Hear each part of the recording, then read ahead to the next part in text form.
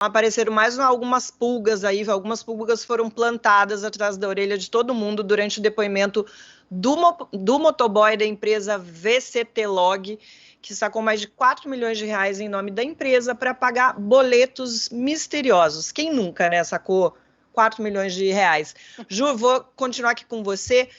O motoboy tem o poder de encrencar esse governo com essa informação que apareceu?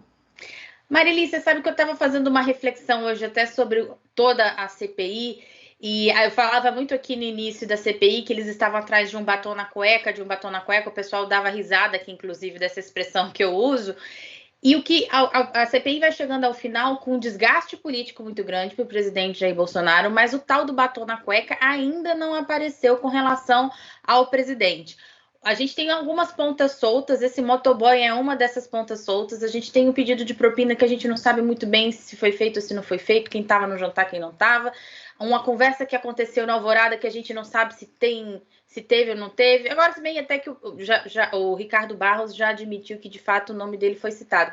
Mas, ainda assim, falta aquele elemento derradeiro que ponha a PGR, a Procuradoria-Geral da República, numa situação em que ela seja obrigada a denunciar o presidente Jair Bolsonaro, obrigada a denunciar integrantes do governo. Então, existe um desgaste político evidente, a gente tem acompanhado isso daí. Agora, criminalmente, essa responsabilização vai depender, lógico, do PGR, mas, por enquanto, que a CPI tem mostrado ainda são essas pulgas atrás da orelha e algumas pontas soltas que eles ainda têm um tempo para amarrar, mas precisa amarrar. Vai, Vera. Eu não sabia se eu estava na câmera ou não, estava fazendo sinal aqui, levantando minha mãozinha. Eu acho que implicar o presidente neste esquema de corrupção da compra da Covaxin necessariamente ainda pode faltar pontas, mas criminalmente você compor um relatório que mostre a responsabilidade do presidente e do ministro, ex-ministro general Pazuello, numa cadeia de decisões premeditadas, decisões intencionais, para não comprar vacina, e o tanto que isso atrasou a nossa vacinação, atrasou todo o quadro de vacina. E mesmo nesse caso da Covaxin, a assinatura de um contrato que teve efeito de causar um contingenciamento ali, uma reserva daquele dinheiro no orçamento. Portanto, foi reservado recurso para pagar aquilo, visivelmente superfaturado, comprado por uma empresa enrolada, por meio de uma terceirizada, quando se desdenhou de vacinas oferecidas direto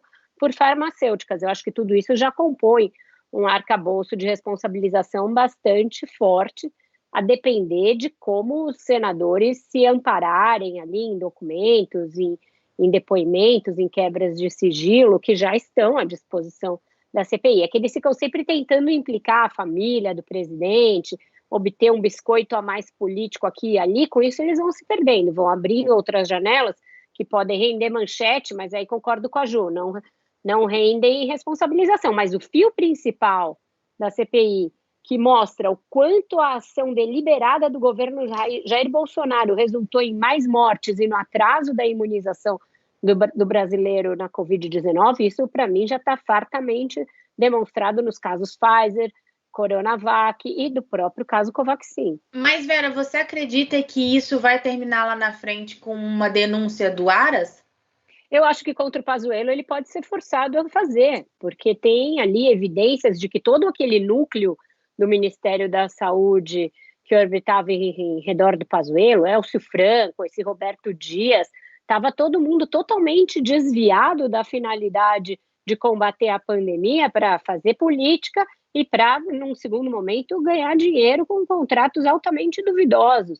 Contra o presidente, acredito que ele não fará nada, mas ele acabou de ser reconduzido, existe uma pressão maior da sociedade sobre ele e existe uma necessidade de vassalagem menor em relação ao presidente, do qual ele não depende mais. Então, eu acho, sim, que pode sobrar alguma coisa para o Pazuello e aquele pessoal ali logo em seguida.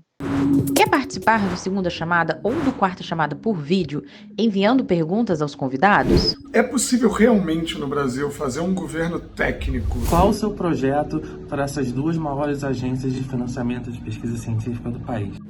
Faça como a Vivian Marcelo, torne-se membro parceiro e envie o seu vídeo. Vem pro time!